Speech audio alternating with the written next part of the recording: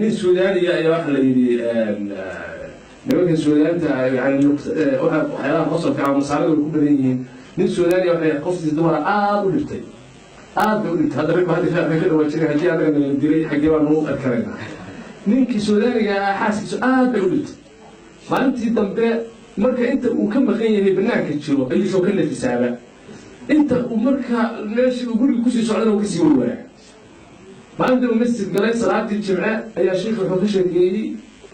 ragga ahlu jannada ah xoolo lacaynta ayaa la siinay waxaa qasri baad soo gelaysaa adoo malaa'igtu ku galbinayso waxaa lagu odhanayaa qasrigan adaa iskale markuu yidhaahdo gal ayuu wuxuu arkayaa xoolo lacayn noocba nooca oo 70 markaasuu is odhanayaa sii gal hadda xoolo lacaynta ada gal markaasaa la odhanaya maya xoolo lacayntan mid ka fiican ayaa kuu harsan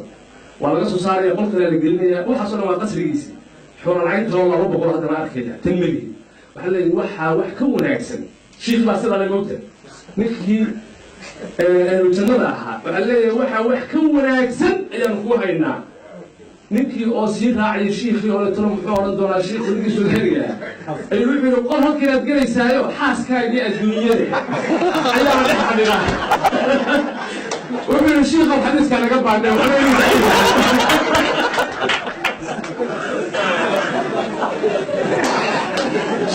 حدث كان ضعيف مرة ولا إليه وكلها سووا